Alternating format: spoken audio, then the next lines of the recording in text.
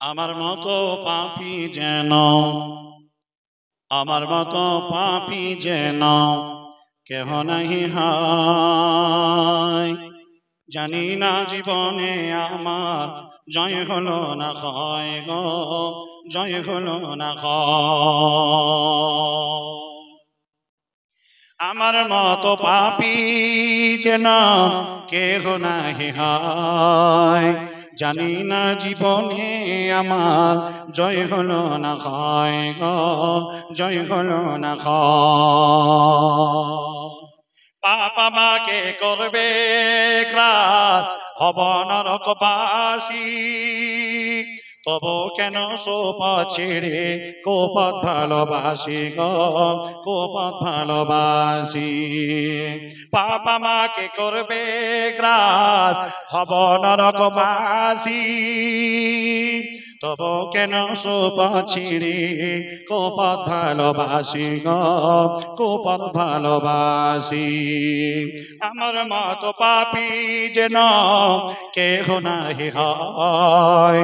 জানি না জীবনে আমার জয় হলো না হয় গো, জয় হলো না হয়। গান বাজনা শুনতে আমার মনটি বড় রসে, কোরআন হাদিস শুনতে তাতে মনটি নাহি বসে গো, মনটি নাহি বসে। গান বাজনা শুনতে আমার মনটি বড় রসে, কোরআন হাদিস শুনতে তাতে মনটি নাহি বসে গো, মনটি নাহি বসে। বাহির খানা মানুষ আমার, বাহির খানা মানুষ আমার, ভিতর মানুষ নয়। জানি না জীবনে আমার জয় হলো না হয় গো, জয় হলো না হয়। আমার মতো পাপী যেন কেহ নাহি হয়। জানি না জীবনে আমার জয় হলো না হয় গো, জয় হলো না হয়। কবরের আযাব শুনে, কবরের আযাব শুনে নাহি লাগে ভয়। জানি না জীবনে আমার জয় হলো না হয় গো, জয় হলো না হয়। আমার মতো পাপী যেন কেহ নাহি হয়। জানি না জীবনে আমার জয় হলো না হয় গো, জয় হলো না হয়। লিল্লাহি তাকবীর, লিল্লাহি তাকবীর। সদরে জলসা।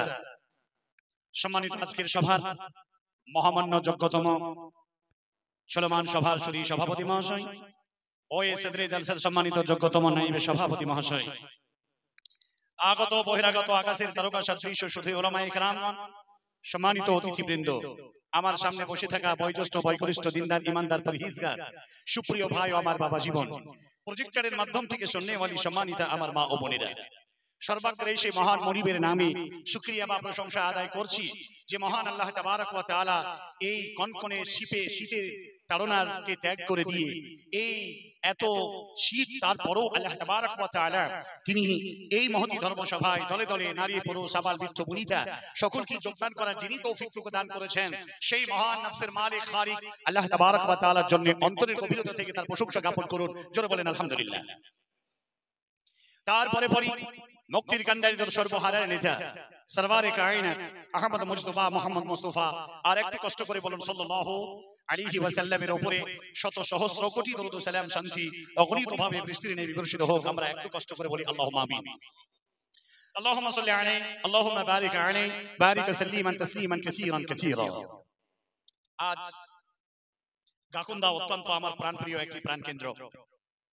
সলেটাঙ্গা মাদ্রাসায় 13 বছর লেখাপড়ার যাবতে জীবনে আমি বারংবার অত্র এলাকায় কতবার যে এসেছি আর গেছি তার কোনো ইয়াত্তা নেই।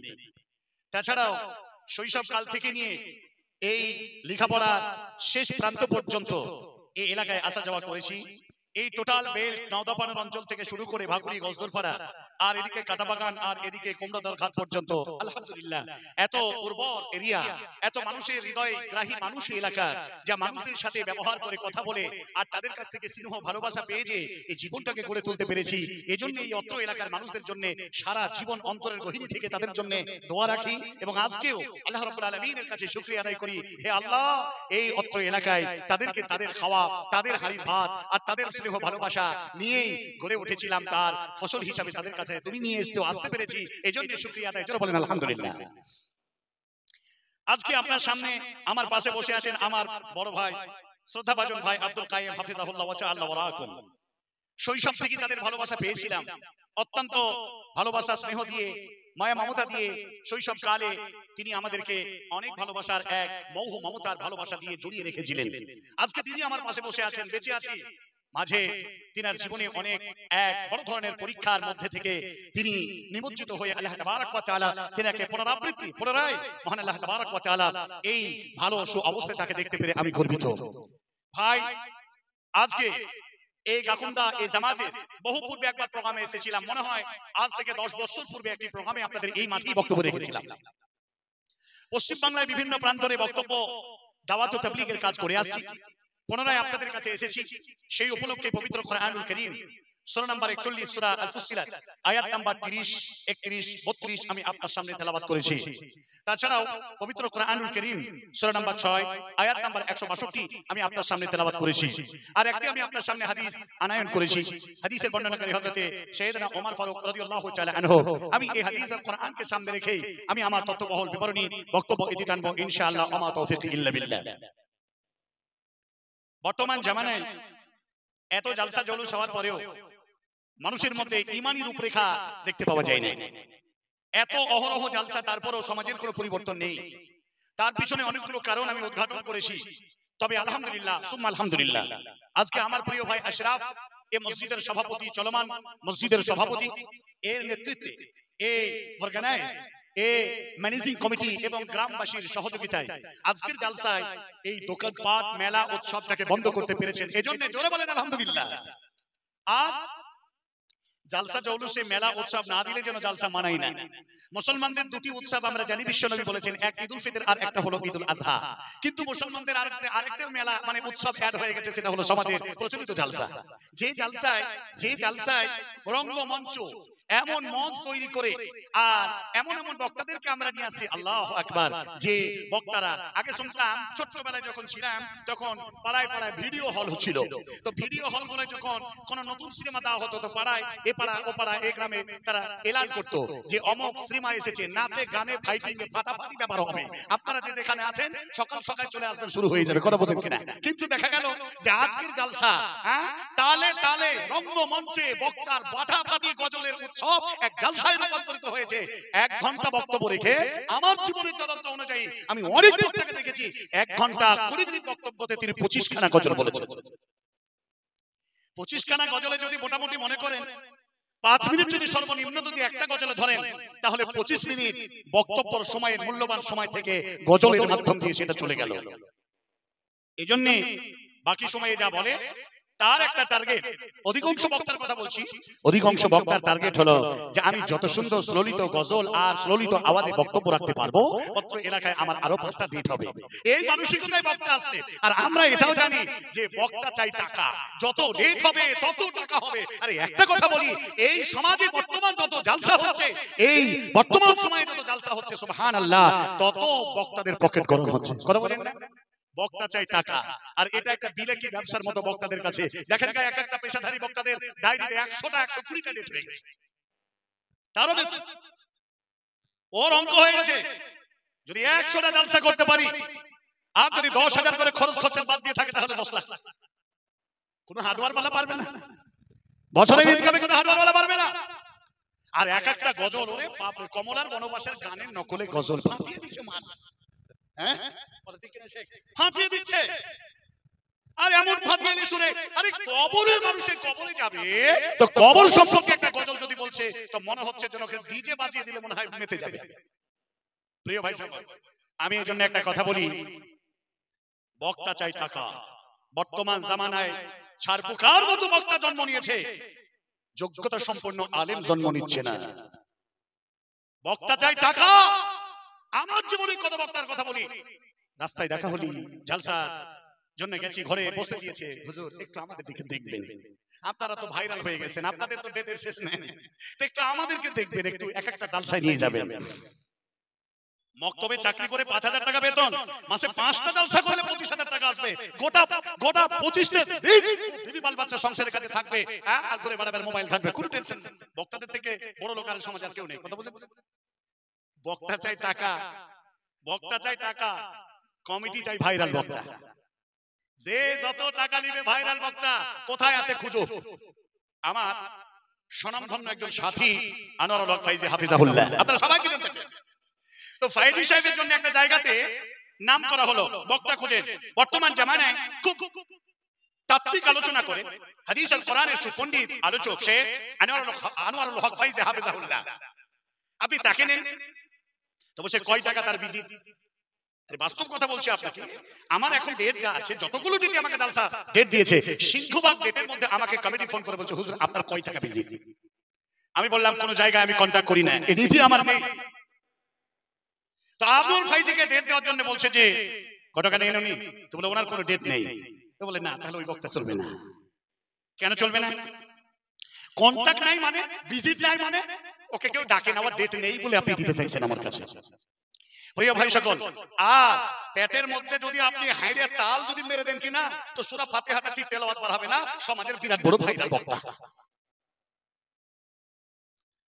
বিসমিল্লাহ তারকিব করার মতো ক্ষমতা নেই, নাহবি শরঈ তাহকিক করার মতো যোগ্যতা নেই। এই ধরনের বক্তা সমাজে টুটির চোখ থুতনির জোরে বক্তা বলছে। আরে আমি সেদিন একটা বক্তার মুখে বক্তব্য শুনলাম, তিনি বলছেন আসলে ভাই আমরা বক্তা, আমরা থুতির জোরে কথা বলি, আর সে সমাজে 25,000 টাকা করে নিচ্ছে। প্রিয় ভাই সকল, এই জন্য আমি একটা কথা বলেছিলাম, বক্তা চাই টাকা, কমিটি চাই ভাইরাল বক্তা, আর জনগণ চাই সুর। কথা ঠিক না? কি হবে? ইমানের কোনো ডেভেলপমেন্ট হবে, ইমানের কোনো গ্রোথ বাড়বে। প্রিয় ভাই সকল, বলছিলাম এতগুলো কথা বললাম এই জন্য যে জালসা দিয়ে সমাজের কোনো অন্যদের কোনো রূপরেখা আমরা দেখতে পাই না। আমরা শুধুমাত্র সমাজের মানে অর্থ ব্যয় হচ্ছে। এই গ্রামে যদি 2000 লোকের বসবাস হয়, আর প্রত্যেকটা বাড়িতে যদি মেহমান আসে, আর যদি গড়ে মেলা খেলা উৎসব মেহমান খাবার দাবার মাংস পোলাও বিরিয়ানি ভেজিটেবল এই করতে গিয়ে 5,000 টাকা খরচ হলে, এই বস্তি থেকে টোটাল 2 কোটি টাকা খরচ হবে। আসুন, ইমানি জজবার দিক থেকে আমরা অতি অতি অতি নগণ্য, ইমান আমাদের নেই। আজ এই মসজিদের জন্য আজকে যে উন্নতি কল্পে জালসা আশরাফ ভাইরা লাইনে বসে আছে, যে কোনো মানুষ আমাদেরকে দেবে, আল্লাহর ঘরে গিয়ে সেটা লাগাবো। আজ মাহফিলে কোনো লোক নেই, আজকে কোনো মাহফিলে লোক নেই, অথচ যদি আপনারা মেলা খেলা বসতে দিতেন, এর 10 গুণ লোক সে রাস্তায় থাকতো। আলহামদুলিল্লাহ, দরকার নেই ওরকম শ্রোতা। যে লোকগুলো আপনারা বসে আছেন, এই লোকগুলোর ব্যাপারে বিশ্বনবী জনাবে রাসূলুল্লাহ সাল্লাল্লাহু তাআলা আলাইহি ওয়াসাল্লাম তিনি বলে দিয়েছেন, মা জালাসা কওম ইয়াযকুরুল্লাহ ইল্লা দানাহু ইউনাদি মিনাস সামা মাগফিরুল্লাহ বিকুম মাগফিরুল্লাহকুম। আল্লাহ তাবারক ওয়া তাআলা রাসূল বলছেন, হাদিস মুস্তাদরাক হাকিম, বিশ্বনবী জনাবে রাসূলুল্লাহ সাল্লাল্লাহু তাআলা আলাইহি ওয়াসাল্লাম তিনি বলে দিয়েছেন, মাহফিলে যারা আল্লাহর নসিহত আল্লাহর জিকির আজকার শোনার মানসিকতায় যারা এই মাহফিলে আসে, আল্লাহ আসমান থেকে এলান করেন, আরশ থেকে এলান করেন, যাও তোমরা বাড়ি চলে যাও, তোমাদের সমস্ত জীবনের গুনাহ আমি আল্লাহ মাফ করে দিলাম। জোরে বলুন সুবহানাল্লাহ। শুধু তাই নয়, বুদ্দিলাত সাইয়্যাতিকুম ওয়া হাসানাতুকুম, তোমাদের যত পাপ রাশিগুলো আছে সমস্তটা আমি নেকি দিয়ে রূপান্তরিত করে দিলাম। জোরে বলুন সুবহানাল্লাহ। আল্লাহ এই যে মাহফিল ওয়াজাবাত লিররহমান, মহান আল্লাহ তাবারক ওয়া তাআলা রহম যারা অবস্থান করেছেন নারী পুরুষ সকলের উপরে আল্লাহর করুণা আল্লাহর দয়া এটা ওয়াজিব হয়ে গেছে। জোরে বলেন আলহামদুলিল্লাহ। প্রিয় ভাই সকল, বলতেছিলাম যে কথা, আজ আমরা মুসলিম, অথচ নাম আব্দুল্লাহ, আব্দুর রহমান, আব্দুল সত্তার, অথচ ইমানের দিক থেকে আমরা অতি ঠুনক, এক নগণ্য ইমানের অধিকারী, যার জন্য পার্থিব জগতে যা কিছু করতে যাই না কেন, বিপদের আগ্রাসন যখন আসে তখন আমরা সেই আল্লাহর কাছে নতজান হয়ে আমরা যদি প্রার্থনা করি, আমাদের প্রার্থনা আল্লাহ তাবারক ওয়া তাআলা কবুল করেন না। বিশ্বনবী জনাবে রাসূলুল্লাহ সাল্লাল্লাহু তাআলা আলাইহি ওয়াসাল্লাম তিনি যে সময় তাওহীদ ও দাওয়াতের তাবলীগ করতেছিলেন, সেই সময় আল্লাহ তাবারক ওয়া তাআলার যে সমস্ত ঈমান লানে ওয়ালা ঈমানদার ব্যক্তিবর্গরা, একটু পরে বলি না, একটু বলি হ্যাঁ, এই বক্তব্যের প্রারম্ভিক কয়েকটি কথা আপনাদের না বললে নয়। এখান থেকে কিছু এই মসজিদের উদ্দেশ্যে যা এসেছিল, যে সমস্ত ব্যক্তিত্বরা দান করেছিলেন তাদের নাম: শহীদুর রহমান গোলহাডওয়ার, তিনি দিয়েছেন 5,000 টাকা, বলেন আলহামদুলিল্লাহ। রাজীব শেখ ঘাটগাছা থেকে দিয়েছে 5,000 টাকা। মামুন হাডওয়ার গজদরপাড়া থেকে দিয়েছেন 5,000, আলহামদুলিল্লাহ। নাজিবুর শেখ ভাকুড়ি থেকে 3,000 টাকা। জাকির ডেলার গজদরপাড়া থেকে দিয়েছে 1,000 টাকা। নবাব বালির ঘাট থেকে দিয়েছে 1,000 টাকা। সুজাত শেখ কাকুন্দা থেকে দিয়েছে 3,000 টাকা। নাসিম শেখ ঘাটগাছা থেকে দিয়েছে 1,500 টাকা। আর নেটন শেখ ভাকুড়ি থেকে দিয়েছে 3,000। গোলসি মার্বেল কামাল ভাই, তিনি দিয়েছেন 5,000 টাকা। আনোয়ার শেখ গজদরপাড়া থেকে দিয়েছে 1,000 টাকা। এদের জন্য একটি দোয়া, সকলেই বলেন আল্লাহুম্মা মানসুর মান নাসারা দীনা মুহাম্মাদিন সাল্লাল্লাহু আলাইহি ওয়াসাল্লাম, আল্লাহুম্মা সাল্লি আলাইহি, আল্লাহুম্মা বারিক আলাইহি। হে আল্লাহ, এই সমস্ত দাতারা যারা হৃদয় থেকে এই মসজিদকে সহযোগিতা করেছেন, আল্লাহ তাদের দানকে তুমি কবুল করে নাও, জোরে বলেন আমিন। মহান আল্লাহ তাবারক ওয়া তাআলা এই সমস্ত ঈমান আনা ব্যক্তিদেরকে কোরআনুল কারীম দিয়ে কত সুন্দর বার্তা দিলেন। দেখেন না, যারা মুত্তাকিন, পরহেজগার, ঈমানদার, তাদেরকে আল্লাহ কোরআনে কখনো মুমিন বলে ডেকেছেন, আবার কখনো তাদেরকে ইয়া ইবাদি বলে ডেকেছেন, আবার কখনো কোরআনুল কারীমের মধ্যে মুত্তাকিন বলে ডেকেছেন, আবার কখনো কোরআনুল কারীমের মধ্যে আল্লাহ মুত্তাকুন বলে তাদেরকে ডাক দিয়েছেন। আল্লাহ রাব্বুল আলামিন পবিত্র কোরআনুল কারীমের মধ্যে যারা বলিষ্ঠ কণ্ঠে আমার রব আল্লাহ এই কথা বলে যারা ঈমান এনেছে, এই সমস্ত ঈমান লানা করনে ওয়ালা ব্যক্তিদেরকে আল্লাহ তাবারক ওয়া তাআলা তিনি কি বলছেন ভালো করে শুনেন। বিসমিল্লাহির রহমানির রহিম। إن الذين قالوا ربنا الله ثم استقاموا تتنزل عليهم الملائكة ألا تخافوا ولا تحزنوا وأبشروا بالجنة التي كنتم توعدون। وأمر আজকের কাকুন্দা গ্রামাত্র এলাকা থেকে বহিরাগত যারা এসেছেন তারা ভালো করে শুনে নিন। মহান আল্লাহ তাবারক ওয়া তাআলা তিনি বলে দিয়েছেন, যারা আল্লাহর উপরে ঈমান এনেছে, আল্লাহকে এক বলে বিশ্বাস করেছে, পৃথিবীর মাটিতে যত দিন আছে আর যত ধর্ম আছে, এই ধর্মের যারা স্রষ্টা রয়েছে, কাউকে স্রষ্টা বলে তারা গ্রহণ করে নাই, কারো কাছে তাদের মাথাকে অবনত করে নাই, কারো কাছে আল্লাহ বা আমার স্রষ্টা ঈশ্বর ভগবান ভগবতী বলে যারা বিশ্বাস করে নিন, মহান আল্লাহ তাবারক ওয়া তাআলা তিনি বলে দিয়েছেন, এই লোকেরা যারা আল্লাহ তাবারক ওয়া তাআলা আমার রব এক, এছাড়া পৃথিবীতে কোনো ইলাহ নেই, কোনো মাবুদ না, এই কথা বলে যারা ঈমান এনে তাদের হৃদয়টাকে মজবুত করে নিয়েছে, মহান আল্লাহ তাবারক ওয়া তাআলা তিনি বলছেন, তাদের উপরে মালাইকা আল্লাহর ফেরেশতারা অবতরণ হয়। মহান আল্লাহর ফেরেশতারা বলবে, ও আল্লাহর প্রেমিক বান্দা, ও আল্লাহর ঈমান আনা বান্দা, তোমরা শুনে না, তোমরা কোনো চিন্তা করবে না, কোনো ভয় করবে না, আল্লাহ তাবারক ওয়া তাআলা তোমাদের জন্য জান্নাত সুমহান মর্যাদা সম্পন্ন এক স্থানকে তোমাদের জন্য আল্লাহ নির্বাচন করে রেখেছেন। ওই আল্লাহর জান্নাতে সুসংবাদ পেয়ে খুশি হয়ে যা। দুনিয়ার মাটিতে মানুষের যে ঈমান, আল্লাহ তাবারক ওয়া তাআলার উপরে ঈমান এনেছে, আমরা তো বলি, আমরা একথাও বলি, আশহাদু আল্লা ইলাহা ইল্লাল্লাহু ওয়াহদাহু লা শারীকা লাহু ওয়া আশহাদু আন্না মুহাম্মাদান আবদুহু ওয়া রাসূলুহু। আমি সাক্ষ্য দিতেছি আল্লাহ ছাড়া কোনো ইলাহ নেই, কোনো মাবুদ নাই, বারহাক এক সত্য আল্লাহ তাবারক ওয়া তাআলা। এরপরে আরো সাক্ষ্য দিচ্ছি আমার প্রিয় রাসূল হযরত মুহাম্মদুর রাসূলুল্লাহ, জোরে বলেন সাল্লাল্লাহু আলাইহি ওয়াসাল্লাম আল্লাহর প্রেরিত বান্দা এবং তার প্রেরিত দূত বা রাসূল বলে বিশ্বাস করেছি। এই মোল্লানা ব্যক্তিরা আজ দুনিয়ার মাটিতে আমরা কয়জন আছি বন্ধুরে আমার? বিশ্ব নবীর জামানায় যারা ঈমান এনেছিল, আল্লাহ তাবারক ওয়া তাআলাকে এক বলে বিশ্বাস করেছিল, তাদের উপরে কত নির্যাতন গেছে, আজ তাদের উপরে স্টিমরোলা অসহিষ্ণু জুলুম অত্যাচার চলেছে। মুসলমান এরপরও এত বলিষ্ঠ ঈমান, এত কংক্রিট ঈমান তাদের ভিতরে ছিল, আল্লাহ তাবারক ওয়া তাআলা দিন থেকে গোটা পৃথিবী তাদের খরিদ করতে পারে না। বর্তমান জামানায় যত মুসলমান দেখি সিংহভাগ মুসলমানেরা আল্লাহ তাবারক ওয়া তাআলাকে এক বলে বিশ্বাস করে, আবার আল্লাহর বিধান হলো তুমি সুদ খাবে না, আল্লাহর বিধান হলো তুমি জিনা করবে না, আল্লাহর বিধান হলো তুমি হারাম খাবে না, পেঁয়াজ দেবে না, ঘুষ দেবে না। এরপরও মুসলমান তোমার ঈমানকে নষ্ট করে দিয়েছে তোমার সুদে, ঈমানকে নষ্ট করে দিয়েছে তোমার ঘুষে, ঈমানকে নষ্ট করে দিয়েছে পৃথিবীর মাটিতে আল্লাহ তাবারক ওয়া তাআলা ছাড়া কাউকে শরীক করা যাবে না, তুমি আল্লাহর সঙ্গে শরীক করেছো।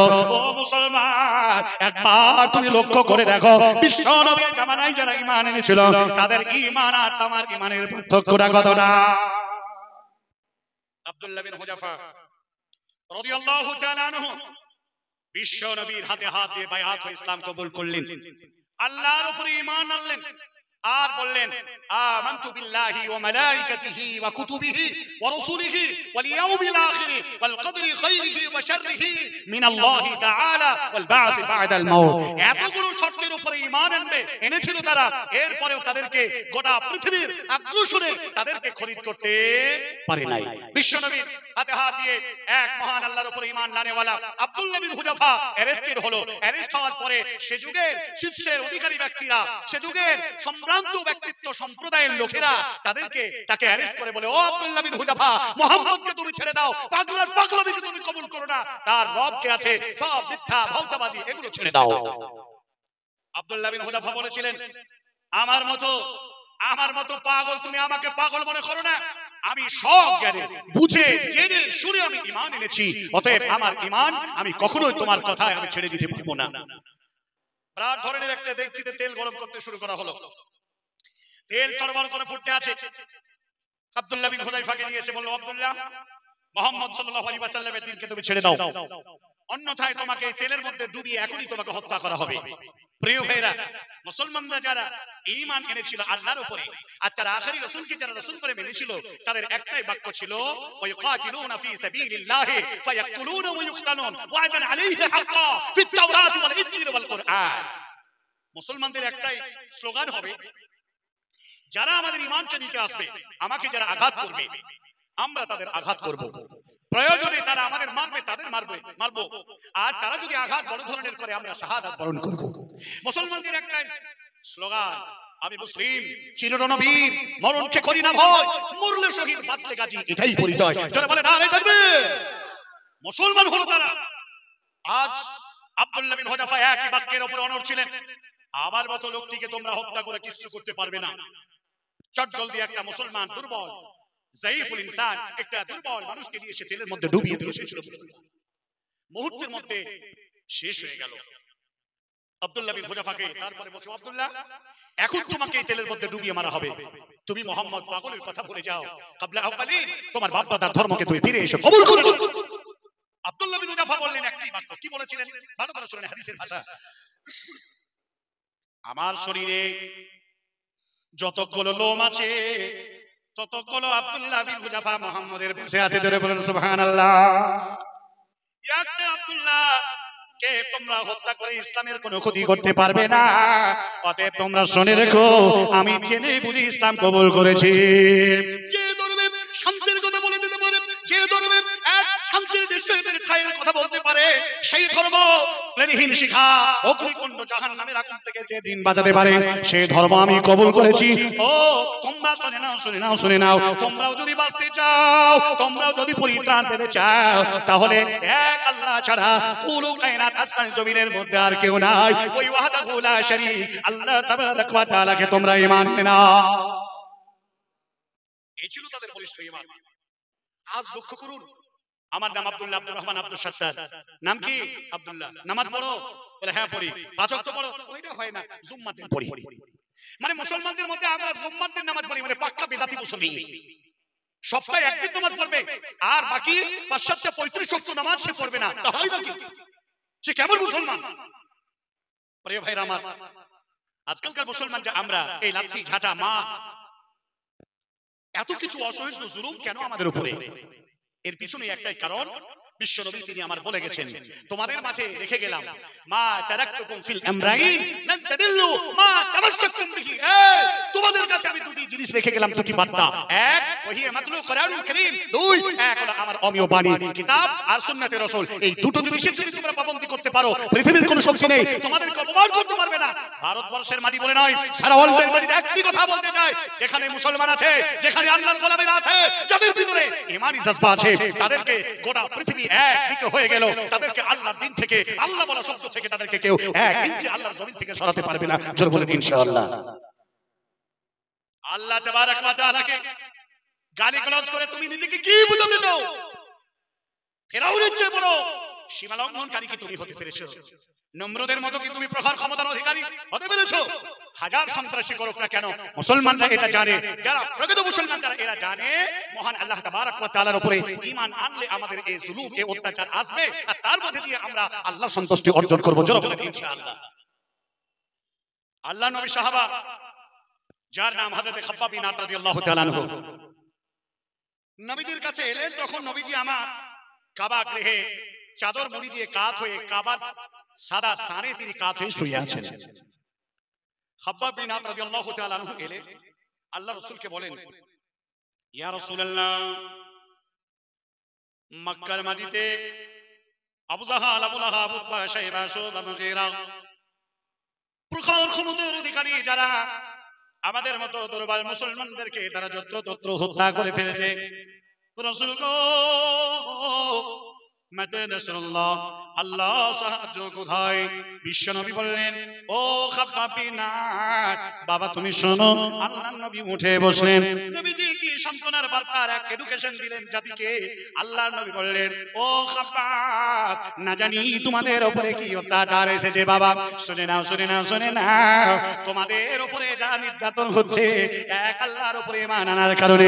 ইতিপূর্বে যারা তোমাদের মতো যারা এই দুনিয়াতে বেঁচে ছিল আর বলেছিল ইন্নাল্লাযীনা ক্বালু রাব্বুনাল্লাহ, আমার রব আল্লাহ, আর তার উপরে তারা কায়েম দাঁড়িয়েছিল, এই ব্যক্তিদেরকে তারা এত অত্যাচার করেছিল, তাদেরকে তাদের মাথায় করজ ধরে দুজন ফাড়তে ফাড়তে ফাড়তে টোটাল মানুষটাকে দ্বিখণ্ডিত করে দিয়েছিল। শুধু তাই না, দাঁড়ানোকৃত মানুষটার শরীর থেকে লোহার চিরুনি দিয়ে হাড্ডি থেকে মাংসগুলো আলাদা করে দিয়েছিল। এরপরেও আল্লাহ তাবারক ওয়া তাআলার দিন থেকে ঈমান আনা অবস্থা থেকে তাদেরকে এক প্রতি এক ইঞ্চি তাদেরকে কেউ সরাতে পারেনি। একটি বাক্য বলেছিল, ইন্নাল্লাযীনা ক্বালু রাব্বুনাল্লাহ সুম্মা ইসতাকামু তাতানাজ্জালু আলাইহিমুল মালায়েকা আল্লা তাখাফু ওয়া লা তাহজানু ওয়া আবশিরু বিল জান্নাতিল্লাতী কুনতুম তুআদুন। তোমরা হতাশা হবে না, চিন্তা করবে না, আল্লাহ তাবারক ওয়া তাআলা জান্নাতের তোমরা সুসংবাদ নিয়ে সন্তুষ্ট হও। নাহনু আউলিয়াউকুম ফিল হায়াতিদ দুনিয়া ওয়া ফিল আখিরাহ ওয়া লাকুম ফীহা মা তাস্তাহি আনফুসুকুম ওয়া লাকুম ফীহা মা তাদউন। আমরা তোমাদের দুনিয়ার বন্ধু ছিলাম, আখিরাতেও তোমাদের বন্ধু। এই জান্নাত শুধু তোমাদের জন্য সুসজ্জিত করে রাখা হয়েছে। আজ এই জান্নাতে তোমরা যা কিছু চাইবে তা তোমরা পাবে, শুধু তোমরা ফরমাইশ করবে, ফরমাইশ করা মাত্র তোমাদের কাছে চলে আসবে। মুসলমান, আল্লাহ তাবারক ওয়া তাআলা তিনি বলে দিয়েছেন নুজুলাম মিন গফুরির রহিম, এটা ক্ষমা এবং করুণাময় আল্লাহ তাবারক ওয়া তাআলার পক্ষ থেকে প্রাপ্য তোমাদের। যারা শাহাদাত বরণ করেছে আল্লাহ সন্তুষ্টির জন্য, তাদের জন্য এতগুলো নিয়ামত, এতগুলো পুরস্কার। প্রিয় ভাই সকল, আজ মসজিদের উদ্দেশ্য নিয়ে কথা বলতে গিয়ে আপনাকে এতগুলো কথা নিয়ে আসছি। এত দুর্বল, এত কমজোর, এত যায়ীফ ঈমান হলে আল্লাহ তাবারক ওয়া তাআলার কাছে সুখময় স্থানটা আমরা নিতে পারবো না।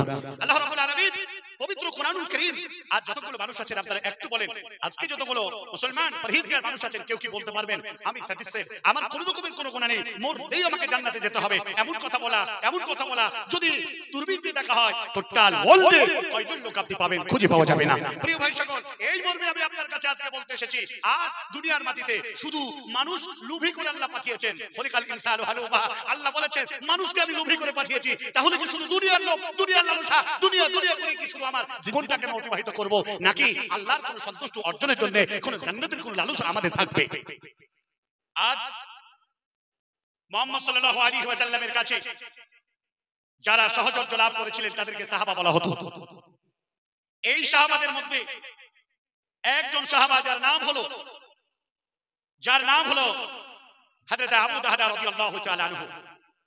হযরত আবু দাহদা জান্নাতের এক উত্তম জায়গাটাকে তিনি ছিনিয়ে নেওয়ার জন্য তিনি বিশ্বনবী জনাব রাসূলুল্লাহ সাল্লাল্লাহু আলাইহি ওয়াসাল্লামের কাছে গিরগির করছিলেন। এমন সময় এক এতিম অনাথ সাহাবা চলে এলেন। আসার পরে বিশ্বনবীকে বলেন, ইয়া রাসূলুল্লাহ, আমার একটা খেজুরের বাগান আছে, আর এই বাগানে ফজরের পরে সুপ্রভাতে যখন আমি খেজুর কুড়াতে যাই, কোনো কাটুরি বা কোনো ডাগরা বা কোনো পাত্র নিয়ে, তো খেজুরগুলো কুড়ায় তো আমার বড় সংশয় হয় যে আমার বাগানের পাশে আরো একটা বাগান আছে, একদম আমার বাগান লাগা, তো সেই বাগানের খেজুর নাকি কি আমার বাগানে ছিটিয়ে ছড়ে চলে আসে, পড়ে যায়। আর সেই খেজুরগুলো যখন আমি কুড়াই তখন বড় সংশয় হয় যে অন্যের বাগানের খেজুর আমি কুড়িয়ে নিচ্ছি নাকি। কিয়ামতের ময়দানে আসামির কাঠগড় আমাকে দাঁড়াতে হবে। এই ত্রাস, এই ভয় আমার ভিতরে সঞ্চারিত হয়। হে রাসূল, আমি তাকে ডাকি এবং বলি যে আমার বাগানটাকে আমি একটু ব্র্যাকেট করে প্রাচীর দিয়ে ঘিরে নিতে চাই। কোন আপত্তি নেই, কোন আপত্তি নেই। মাকজুব করে বাগানটাকে যখন ঘিরতে শুরু করলেন, দেখা গেল বাগানের সীমানায় একটি খেজুরের গাছ দাঁড়িয়ে আছে। আর এই খেজুরের গাছটা আবার দেখা গেল অপর মালিক, বাগানের মালিকের। ছোট্ট এতিম ছেলে বলে, আপনি যদি এই গাছটাকে কেটে নেন তাহলে আমার প্রাচীরটা সোজা হয়ে যাবে। লোকটি কোনো কর্ণপাত করলেন না বা কোন রকমের কোনো রাজিও হলেন না। হে রাসূল, অস্থির হয়ে শেষ পর্যন্ত আল্লাহর ভয়কে অন্তরে রেখে আমি আপনার কাছে এসেছি। আপনি যদি বলেন ওই ব্যক্তিটাকে, তাহলে হয়তো আপনার কথা শুনবে, গাছটা কেটে দিবে, আমার প্রাচীরটা সোজা হয়ে যাবে। মুহাম্মদ সাল্লাল্লাহু আলাইহি ওয়াসাল্লাম ডাকলেন, বলে আমি এতিম ছিলাম, আমি এতিমকে ভালোবাসি, বাবা এই গাছটা যদি তুমি তাকে দান করে দাও, কেটে দাও, প্রাচীরটা যদি সোজা হয়ে যায়, তাহলে আমি কিয়ামতের ময়দানে তোমার জন্য জমিনদার, আল্লাহ জান্নাতে তোমাকে একটা খেজুরের গাছের ব্যবস্থা করে দেবে। এই পর্যন্ত কথা শেষ, কোন উত্তর এলো না, কোন রকমের কোন উত্তর এলো না। শেষ পর্যন্ত রাসূলুল্লাহ সাল্লাল্লাহু আলাইহি ওয়াসাল্লামের কাছে একজন সাহাবা, যার নাম হলো হযরত আবু দাহদা রাদিয়াল্লাহু তাআলা আনহু, তিনি বললেন কি বললেন, রাসূল আমি যদি গাছটা খরিদ করে দিই তাহলে কি আমার জন্য জান্নাতে একটি খেজুরের বাগান বা গাছের ব্যবস্থা হবে? আল্লাহর নবী বললেন, আলবাত হবে। ভাইরা আমার, বন্ধুরে আমার, বাবা জীবন আমার, জননী মা, ভালো করে কথাটা শুনে নিন। হযরত আবু দাহদা চলে গেলেন বাগানের মালিকের কাছে। যাওয়ার পরে বললেন, ও ভাইজান, এই গাছটাকে তুমি আমাকে বিক্রি করে দাও, তার জন্য তুমি কত টাকা নেবে আমাকে একবার বলো। কোন মতে রাজি হলো না। হযরত আবু দাহদা জীবনের শেষ সম্বল অর্থটুকু এই গাছের বিনিময়ে, আল্লাহর সন্তুষ্টির বিনিময়ে তিনি কুরবানি করে দেওয়ার জন্য তিনি ব্যবহার করলেন। বললেন, ভাইজান, আমার মদিনার মাটিতে একটা 600টা গাছ বিশিষ্ট একটা বাগান আছে, আর এই বাগানটার ভিতরে একটা বড় বাড়ি আছে, বাগানটার মধ্যে একটা কুয়া পর্যন্ত রয়েছে। আপনি যদি মনে করেন আপনাকে আমি বাগানটা 600টা গাছ বিশিষ্ট বাগান দিয়ে দেব, আপনাকে আমি বাড়িটা দিয়ে দেব, আপনাকে আমি কুয়াটাও দিয়ে দেব, এবার বলেন আপনি ওই একটা গাছ সীমানা থেকে টেনে নেবেন কিনা? ওই এতিমের জন্য বাড়িটা সোজা হবে কিনা? লোকটি রাজি হয়ে গেল।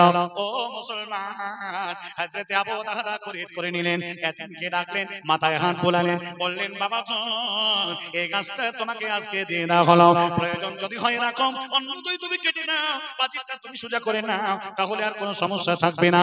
বন্ধুরে আমার, বাড়ি চলে গেল। হযরত আবু দাহদা বাড়ি চলে যাওয়ার পরে বিবিকে ডাক দিয়ে দূর থেকে বলে, ও উম্মে দাদা, বাড়িতে আছো নাকি? বাড়ি থেকে লাফায়ে গেল। উপস্থিতদের সংবাদ দিল, সন্তান দুটোকে সঙ্গে নাও, আর এই বাড়িতে আর তোমার টাকা যাবে না, বাগান বেচে দিয়েছি, বাড়ি বেচে দিয়েছি, খুব বেচে দিয়েছি, সন্তান বলো নাও, আর বাগান থেকে চলো বেরিয়ে যায়। বুদ্ধিমান বিবি বললেন, ও স্বামী যান, কয় টাকায় আপনি এই বাগানটাকে বিক্রি করলেন? লাভ করলেন না লোকসান করলেন? বলল, বিবি রে, বিশ্বনবীর কথা মোতাবেক জান্নাতে একখানা খেজুরের গাছ খরিদ করার মানসিকতায় আমি এই বাগান তো দুনিয়ার কাছে বড় তুচ্ছ, আখিরাতের কাছে বড় তুচ্ছ। অতএব ভেবে শোনো, একটা গাছ বিশ্বনবী বলে দিয়েছেন জান্নাতে একটা গাছ পাওয়া যাবে, জান্নাতে মানে আমরা জান্নাতে যেতে পারবো। অতএব বাগান দিয়ে দিলাম, বাড়ি দিয়ে দিলাম, খুব দিয়ে দিলাম, বিবি রে চলো যাই, আমরা জান্নাতের দিকে রওনা হয়ে যাই। বন্ধুরা আমার, ভাইরা আমার, মেয়েটা তখন বলে উঠলো, আল্লাহ,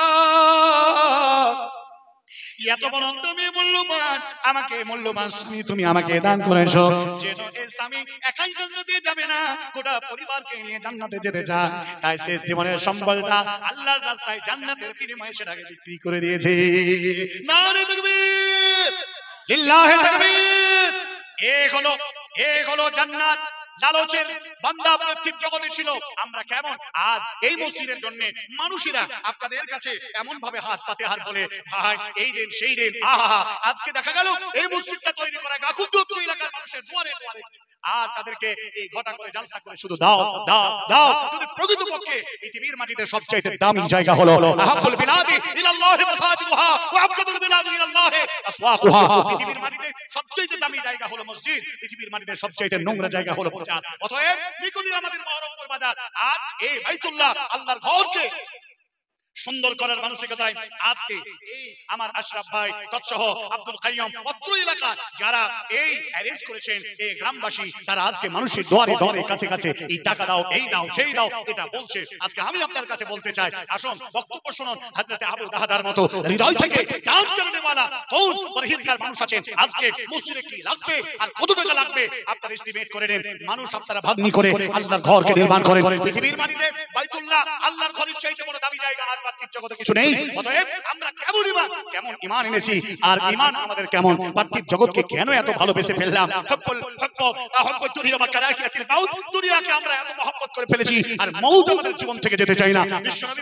বিশ্বনবী বললেন ও সাহাবা তোমরা শুনে নাও দুনিয়াটা কেমন আর এই দুনিয়ায় তোমরা চলবে কেমন। ঈমানদার তোমরা শুনে নাও, আল্লাহর নবী বলছেন কান্নাকা গরীবুন, দুনিয়াটা এমন কান্নাকা গরীবুন আও আবিরুস সাবিল, দুনিয়াতে তোমার কাছে মনে হবে যে দুনিয়ার তুমি একজন পথিক, দুনিয়াটা তোমার কাছে মনে হবে যে তুমি একজন মুসাফির। এই দুনিয়া ক্ষণস্থায়ী চিরস্থায়ী নয়, পৃথিবীর কোনো শক্তি নেই, কেউ বলতে পারবে না এই দুনিয়া আমি ছাড়বো না। অথচ দুনিয়া এত লোভ, এত লালসা, এত মহাব্বত দুনিয়া আপনাকে করছে, অথচ এই দুনিয়া আপনাকে এমন এক ধোঁকা দিবে, এই ধোঁকার মোহে আজকে আমরা পড়ে আছি। এই দুনিয়া প্রত্যেকটা ব্যক্তিকে ছাড়তে হবে। এই জন্য বলতে চাই জজবাওয়ালা ঈমান, মজবুতওয়ালা ঈমান যদি আপনার হৃদয়ে না থাকে তাহলে কোনোদিন আপনি পরিত্রাণ পাবেন না, আল্লাহ তাবারক ওয়া তাআলার কাছে সন্তুষ্ট জায়গাটা খুঁজে পাবেন না। ছাড়িয়া ভাবের ভাব, ছাড়িয়া ভাবের ভাব যাইবি কেমনে, আজরাইল আসিয়া বলিবে চলো হে মরণে।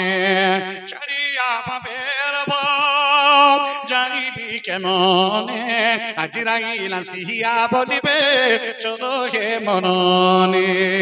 ডানেতে কান্দিবে মাতা, বামে পরম পিতা, পদতলে প্রয়সী অজর নয়নে। আজরাইল আসিয়া বলিবে চলো হে মরণে, ছাড়িয়া ভাবের ভাব যাইবি কেমনে, আজরাইল আসিয়া বলিবে চলো হে মরণে। আত্মীয় স্বজন সবে, আত্মীয় স্বজন সবে সিভিল সার্টিফিকেট রবে, আত্মীয় স্বজন সবে সিভিল সার্টিফিকেট রবে, কে গোনা পারিবে তারে বাঁচাতে মরণে। আজরাইল আসিয়া বলিবে চলো হে মরণে। ছাড়িয়া ভাবের ভাব, ছাড়িয়া ভাবের ভাব যাইবি কেমনে, আজরাইল আসিয়া বলিবে চলো হে মরণে। অপর লোকে ঘোষণা দিবে, কান্দে করে লয়ে যাবে, অপর লোকে ঘোষণা দিবে, কান্দে করে লয়ে যাবে, নিয়ে যাবে তোমার কবর শ্মশানে। ছাড়িয়া ভাবের ভাব, ছাড়িয়া ভাবের ভাব যাইবি কেমনে, আজরাইল আসিয়া বলিবে চলো হে মরণে। পৃথিবীর মাটিতে কেউ বেঁচে থাকবে না। আজ আপনাদের কাছে বলতে চাই, এই পার্থিব জগৎ থেকে বিদায় হওয়ার আগে মজবুত ঈমান নিয়ে আপনাকে চলে যেতে হবে। মুসলমান, একটি কথা আপনি জেনে রাখবেন, দুনিয়া এমন একটি জায়গা, আল্লাহ তাবারক ওয়া তাআলার রাসূল বলে দিয়েছেন, এই দুনিয়াটা হলো মুমিনদের জন্য একমাত্র জেলখানা, আর কাফেরদের জন্য এই দুনিয়াটা হলো জান্নাতখানা। দুনিয়া থেকে যদি লক্ষ্য করেন, আজ মুমিন পরিষ্কার মুসলমান, এদের হলো এমন একটি বিষয়, এদের আজাদি নেই, এই দুনিয়ায় আজাদি করতে পারবে না।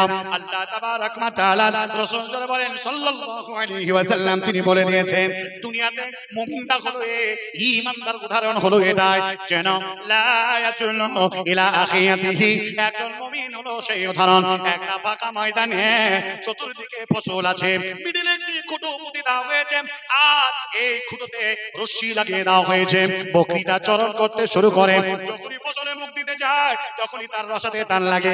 আল্লাহর নবী বললেন, মুমিনরা হলো এরকম, যাদের দড়ি বা রশি, ঈমানে দড়ি রশি দিয়ে টান দিবে, পাপ করতে গেলে তার ঈমানে বাধা দেবে, অন্যায় করতে গেলে বাধা দেবে, চুরি করতে গেলে বাধা দিবে, শয়তানের কাছে ঢুকে গেলে তার মনটাকে বারবার টান দেবে। এই জন্য বিশ্ব নবী বললেন, লা ইয়াজুলু ইলা আখিয়াতিহি, মুমিনরা হলো একটা গরু, একটা বকরি, খুঁটোয় বেঁধে দেওয়া রশির মতো তাদের অন্তর। প্রিয় ভাই সকল, এই ধরনের যদি মানসিকতা হৃদয়ে না থাকে, তাহলে আপনি লাঠি ঝাঁটা আর অপমান লাঞ্ছিত হবেন, কেউ আপনাকে রক্ষা করতে পারবে না। আজ যতগুলো মানুষ এখানে বসে আছেন, জননী মা, ভাই, বন্ধু, বাবা জীবন, একটা লোক বলতে পারবেন না যে আমি পূর্ণাঙ্গ এক ঈমানি হালাতে আমার জীবনটাকে অতিবাহিত করছি। কয়টা বাড়িতে প্রতিদিন 2 বেলা করে কোরআন তেলাওয়াত হয়? কয়টা বাড়িতে হয়? কোন লোকটা ফজরের সময় কোরআন তেলাওয়াত করেন, আবার সন্ধ্যায় ঘুমাতে যাওয়ার পরে কোরআন তেলাওয়াত করেন? যে বাড়িতে কোরআনুল কারীম তেলাওয়াত হয়, এই বাড়িতে শয়তান কখনো প্রবেশ করতে পারে না। প্রিয় ভাই সকল, আমি আপনাদেরকে বোঝাতে আছি, আজ কোরআনের তেলাওয়াতের প্রবণতা প্রত্যেকটা পরিবার থেকে হারিয়ে গেছে। আজ দুনিয়ায় শুধুমাত্র নামকে ওয়াস্তে আমরা মুসলমান, বাপদাদা কাবলা আউয়ালিন, পূর্বপুরুষ থেকে আমরা এই ঈমান বা এই ইসলাম পেয়েছি, ঘাত প্রতিঘাতের মধ্যে দিয়ে আমাদেরকে ঈমান আনতে হয়নি। হযরত খাব্বাব রাদিয়াল্লাহু তাআলা আনহুকে জিজ্ঞাসা করছেন একজন সাহাবা, প্রিয় ভাই, আপনাকে কি ঈমান আনতে গিয়ে কোনো কষ্ট পেতে হয় নাই? হযরত খাব্বাব তিনি করলেন কি, পেছন দিকের পিঠের জামাটাকে তুলে ধরলেন আর বললেন, আপনি আমার পিছন দিকে তাকান। দেখা গেল চালনের যেমন চিত্র হয়, হযরত খাব্বাবের পিঠটা তেমনটি চিত্র, বড় বড় গর্ত। হাদিসের ভাষায় বলা হয়েছে, কখনো কখনো তাদের বাড়ির নাতিপুতিরা ওই গর্তের ভিতরে আঙুল ভরে দিয়ে তারা খেলা করত। খাব্বাব বলছেন, ঈমান আনার নিশানি হলো আমার এটাই, কারণ আমি ঈমান আনার অপরাধে, আমি মুহাম্মদ সাল্লাল্লাহু আলাইহি ওয়াসাল্লামকে আমার শেষ রাসূল বলে মেনে নেওয়ার অপরাধে আমাকে তারা বিবস্ত্র করে, আমাকে তারা অনুগ্রহ করে, আমাকে এই তপ্ত বালির উপরে আগুন জ্বেলে ওই আগুনের আঙারের উপরে আমাকে শুইয়ে দেওয়া হয়েছিল। বলা হয়েছিল, খাব্বাব তুমি মুহাম্মদের দ্বীনকে ছেড়ে দাও। আমি ফিরে আসি নাই, যতদূর পেরেছে এই আগুন পুড়তে পুড়তে পুড়তে পুড়তে আমার চর্বি ভেদ করেছে, যখন চর্বি নেমে গেছে তখন আগুন নিভে গেছে। সুবহানাল্লাহ। আর এই পর্যন্ত এসে গর্তের এক নিশানি দাঁড়িয়ে গেছে। প্রিয় ভাই সকল, তারাই ছিল ঈমান, তাদের ছিল বলিষ্ঠ ঈমান, তাদের ছিল জজবা। আজকে আমরা কেমন মুসলমান?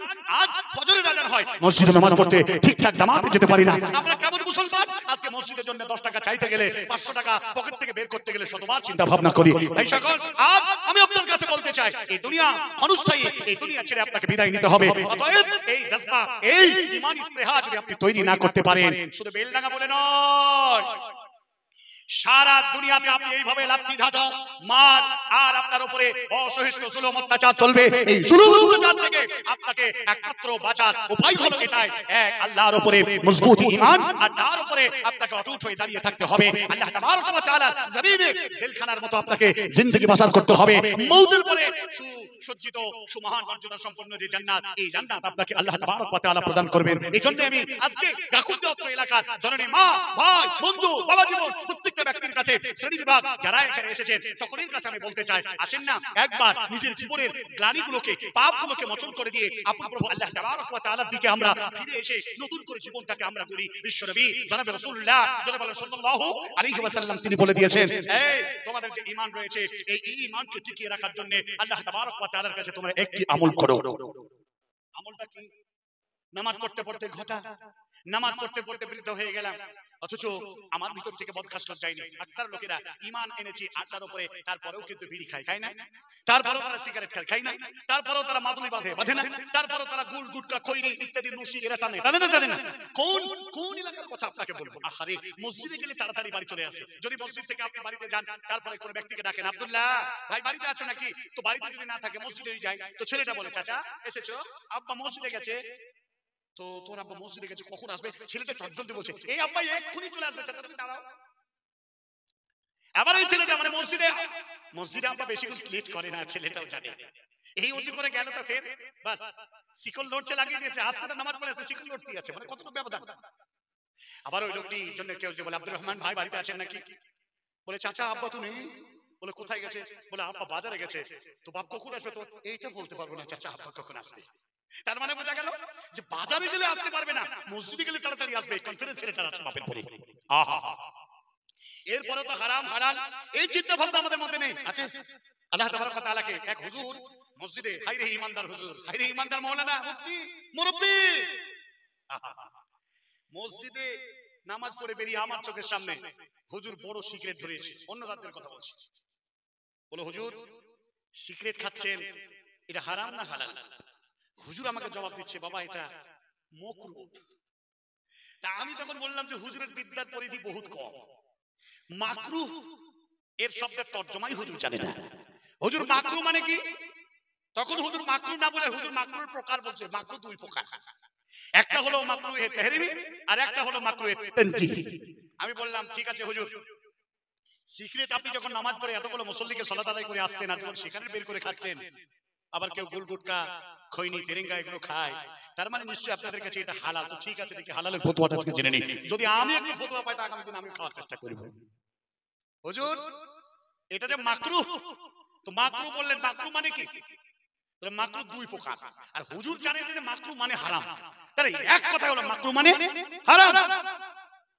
হারামের দুটো ভাগ করা হয়েছে, হারামের দুটি ভাগ, একটা হলো সরাসরি হারাম আর একটা হলো এইরকম হারাম। কিরকম? হুজুর বলছে যে মাকরুহ তাহরিমি মানে একদম হারাম, শুয়োরের মাংস হারাম, কুকুরের মাংস হারাম, এ হারাম সে হারাম, মরা মানে মাংস হারাম, এ হারাম, ঠিক আছে। এটা বলে এটা হলো মাকরুহ তানজিহ, মানে হুজুর মাকরুহ তানজিহ খাওয়া যায়, তাই তো? বলেছি এই বিড়ি হলো মাকরুহ তানজিহ, সিগারেট হলো মাকরুহ তানজিহ, খৈনি হলো মাকরুহ তানজিহ, গুটকা হলো মাকরুহ তানজিহ। এই হুজুর মাকরুহ তানজিহটা কি শুনুন। মাকরুহ তানজিহ হলো নাকের পোঁটা, চোখের পিস্তি, পাকা ফোঁড়ার রক্ত মিশ্রিত লৌহ পুঁজ, এগুলো বলা হয় মাকরুহ তানজিহ। আমি বললাম হুজুর আপনার হালালের রাস্তা আমি খুঁজে পেয়ে গেছি।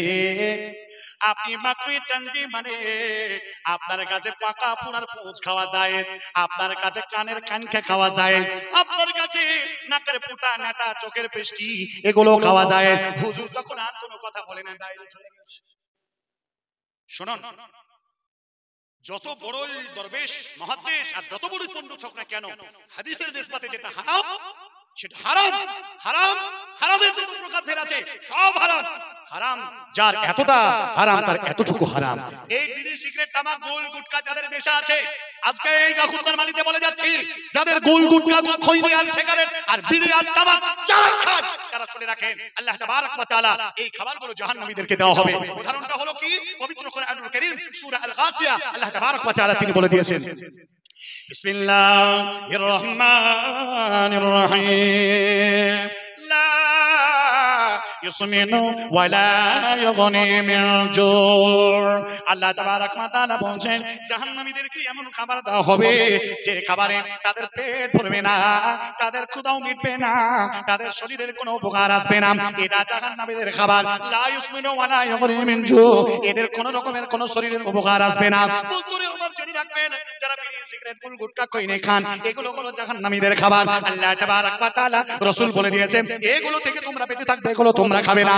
ও মুসলমান, যারা এইগুলো খান তাদেরকে জাহান্নামের খাবারের সঙ্গে তুলনা করা হয়েছে।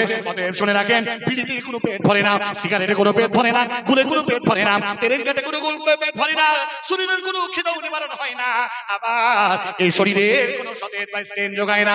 জেনে রাখবেন, বিড়ি দিয়ে একটা লাভ হয়, পায়খানা ফিরতে গিয়ে পায়খানা যদি না হয়, বিড়ি ধরালে পায়খানা হয়। যুবকেরা আছেন যারা বিড়ি খাওয়া করবেন না, যে রাখবেন হায়রে ইমানদার, হায়রে ইন্নাল্লাযিনা ক্বালু রাব্বুনাল্লাহ বলনে ওয়ালা মুসলমান। বলছে যে এরা কেমন কেমন যে টেনশন হলো বিড়ি খায়, টেনশন না হলো বিড়ি খায়, ওর রাগ করলো বিড়ি খায়, রাগ থেকে ভালো হলো বিড়ি খায়, ওর সাথে ঝগড়া করতে যাওয়ার আগে বিড়ি খায়, ঝগড়া শেষ হলো বিড়ি খায়, হাঁটতে গেলে বিড়ি খায়, হাগা হলে বিড়ি খায়। সুবহানাল্লাহ। আবার দেখছি যে টেনশন মুক্ত ফ্রি হয়ে বসে আছে, তাও বিড়ি খায়। বন্ধুরে আমার, অনেক লোক বলছে আমরা যখন সরাইডাঙ্গা মাদ্রাসায় পড়াশোনা করতাম কিছু বিহারি ছেলেরা ছিল, তোরা কাপড় কেমনিকে জড়িয়ে বালতিতে চলছে। আমি তুই কোথায় গেছিস? তোর পায়খানা ফিতে দে। হাতে কি? বলে গুল। তো গুলটা তোর এখানে করে বালতিতে হাঁকতে যাওয়া হয় না? বলছে গুল না করলে ভালো করে আচার হয় না, গুল না করলে ভালো করে হাগা হয় না। আরে বেদাতির বাচ্চা, ইয়ে কবে থেকে তুই এই ফতোয়া শিখলি? তার মানে পৃথিবীর মাটিতে হারাম যারা খাবে তাদেরকে হারামি কোন ভাষাও আল্লাহ তাবারক ওয়া তাআলা এই শয়তান দুনিয়াতে দিয়েছে। শুনেন, দুনিয়ার মাটি বড় কঠিন একটি জায়গা। হযরত ওমর রাদিয়াল্লাহু তাআলা আনহু তিনি বলে দিয়েছেন, وكان ابن عمر رضي الله تعالى عنهما فقال إذا أمسيت فلا تنتظر الصباح وإذا أصبحت فلا تنتظر المساء خذ من صحتك لمرضك وما الحياة كالموت। শুনে রাখো, সন্ধ্যাবেলায় দাঁড়িয়ে সকালবেলা তুমি প্রত্যাশা করবে না তোমার জন্য সকাল হবে না, এটা তোমাকে ধরে নিতে হবে। দুই, সকালবেলায় দাঁড়িয়ে তোমার জন্য সন্ধ্যা হবে না, আর সন্ধ্যাবেলায় দাঁড়িয়ে তোমার জন্য সকাল হবে, এই প্রত্যাশা তুমি করো না। হে মুসলমান, হযরত ওমর, সাইয়েদনা ওমর রাদিয়াল্লাহু তাআলা আনহু সারা পৃথিবীর উম্মতে মুসলিমিনকে বলে দিয়েছেন, তোমরা শুনে নাও, সিহাত খুদ মিন সিহাতিকা লিমারাদিক, অসুস্থ তুমি যে কোনো টাইম হয়ে যেতে পারো, তার জন্য জোরালো তুমি প্রস্তুতি গ্রহণ করো। দুই, ওয়াল হায়াতুকাল মাউত, তুমি বেঁচে আছো, কখন তুমি দুনিয়া ছেড়ে চলে যাবে, এই চলে যাওয়ার আগে মুহূর্ত পর্যন্ত তোমাকে জোরালো প্রস্তুতি গ্রহণ করতে হবে। আর আল্লাহ তাবারক ওয়া তাআলা পবিত্র কোরআনুল কারীমের মধ্যে এটা তো বলে দিয়েছেন, কুল্লু নাফসিন যায়িকাতুল মাউত, প্রত্যেকটা মানুষকে মউতের মধ্যে থাকতে হবে। ওয়া ইন্না তুওয়াফুনা উজুরাকুম ইয়াওমাল কিয়ামা, কিয়ামতের দিন তাদের আপন আপন আমলে তাদেরকে প্রতিদান দেওয়া হবে। আজকে যারা বসে আছেন, আমি আর বেশি বিলম্ব করতে চাইছি না প্রিয় ভাইরা, জননী মা, আজকে বলতে চাই কে এমন আল্লাহ রাব্বুল আলামিনের দিন দরদি বান্দা ভাই প্রিয় আর যারা আছেন, আসেন না এই মসজিদকে আমার জীবনের শেষ স্মৃতি রেখে যাওয়ার মানসিকতায় আজকে 1000 2000 500 200 শেষ অবস্থায় যে যা দিয়েছেন তা যেন আল্লাহর রাস্তায় আপনি ডোনেশন করে দিয়ে এই মসজিদের সঙ্গে আপনার স্মৃতি বিজড়িত হয়ে থাকুক, সাদাকায়ে জারিয়া হয়ে থাকুক, কিয়ামত পর্যন্ত এই নেকি আপনি পেতে থাকবেন। আসেন, কোন আল্লাহর বান্দা কেউ একজন আসেন, হযরত আবু দারদার মতো, হযরত ওসমানের মতো, হযরত ওমরের মতো, হযরত আব্দুল্লাহ বিন হুযাফার মতো, হযরত আর যত সাহাবারা ছিলেন তাদের মতো এমন সফাওয়ালা ইমানদার মুসলমান কেউ আছেন যে আজকে 1000 করে দেওয়ার মতো 2-4 জন লোক কেউ আছেন, 500 করে দেওয়ার মতো 2-4 জন কেউ আছেন, যারা দিয়েছেন 20000 10,000, এই কমিটিও যদি কেউ থেকে থাকেন 5,000 10,000 20,000 টাকা দেওয়ার মতো একবার মুখ উচ্চারণ করে বলেন, মসজিদের যা যা কাজ বাকি আছে আজকে তৈরি হবে ইনশাআল্লাহ। মসজিদের শুভাকাঙ্ক্ষী হিতাকাঙ্ক্ষী আল্লাহ তাবারক ওয়া তাআলা বান্দা বান্দি এখনো বেঁচে আছেন, এই গাকুন্দার মাটিতে যারা আছেন একটু হৃদয় থেকে আপনারা আল্লাহর রাস্তায় ডোনেশন করবেন। কেউ আছেন এক টাকা আছে, কমিটির পক্ষ থেকে দান হয়ে গেছে, বড় বড় কমিটির সব দিয়েছে, মোটামুটি কত লাখ টাকা হলো আশরাফ ভাই? অনেক এসেছে নাকি? হ্যাঁ, ঘুমিয়ে গেছে আশরাফ? 3 লাখ মতো টার্গেট ছিল, কত? 6 লাখ। সুবহানাল্লাহ, 50% এসেছে। ও মুস্তাকিম সাহেব, হ্যাঁ আচ্ছা, ও মসজিদের সেক্রেটারি, আল্লাহু আকবার, কত আছে? কি ব্যবসা করেন, কয়লা নাকি?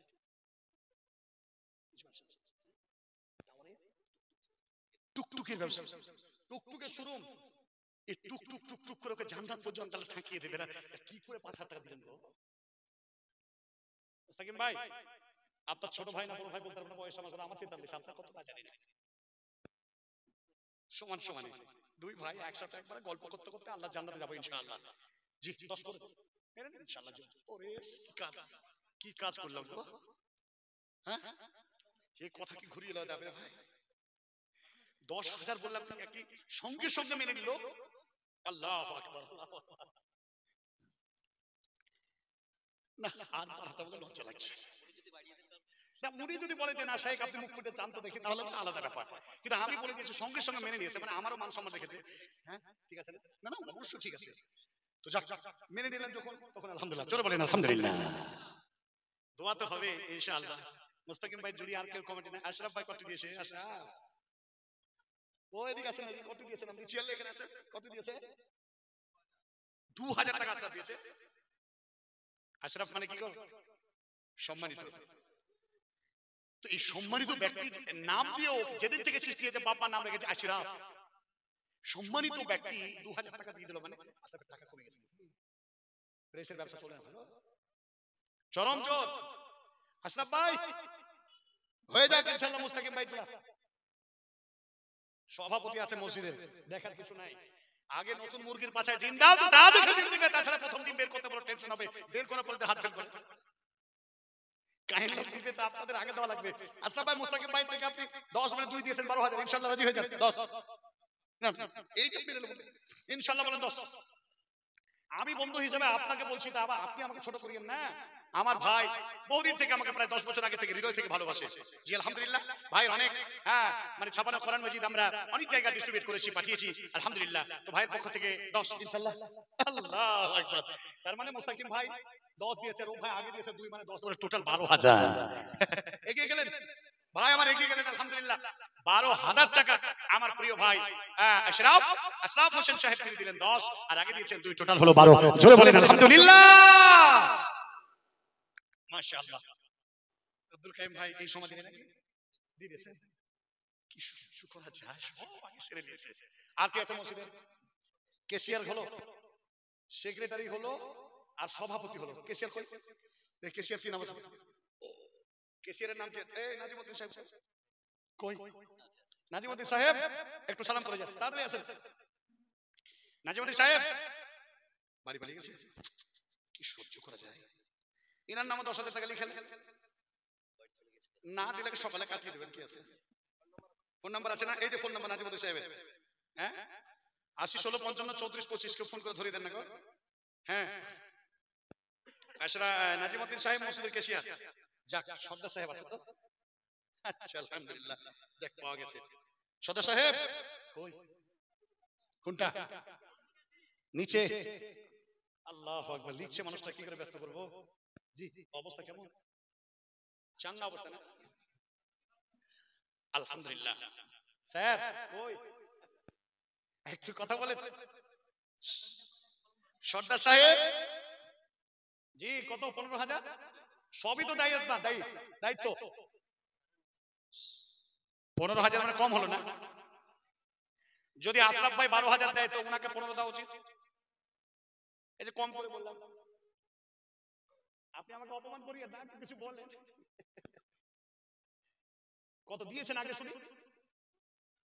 না না না না, আউযু বিল্লাহি মিনাল হাওলা ওয়ালা কুওয়াতা ইল্লা বিল্লাহ। আমি এত মজা করে আপনাকে বলছি, আমি শুনেন, আপনি এই ভাইদের মতই করেন, 10 করে দেন, অবস্থা ভালো নেই। শুনেন তাহলে শেষ কথা একটু বলি। এই দেখেন আমার দিকে তাকান, এই দেখেন এই যে সদস্য ইনশাআল্লাহ। আরে 2 হয়ে যা, 2 1 দিয়ে 3 দেন এখন ইনশাআল্লাহ বলেন। আরে 3,000 টোটাল। জি 5,000 করে দেন। 2 দিয়েছেন না, 3 পাঠিয়ে দেন। 2 বললেন নি দিব, 3,000 দেন। জি ইনশাআল্লাহ। আরে 1,000 টাকা বাড়াতে পারবেন না? আল্লাহু আকবার। যাই হোক, তো 4ই থাকবে নাকি? আল্লাহু আকবার। 4 জারি থাক আলহামদুলিল্লাহ আলহামদুলিল্লাহ। আর কে আছেন কমিটির মধ্যে? কই এখানে আছে?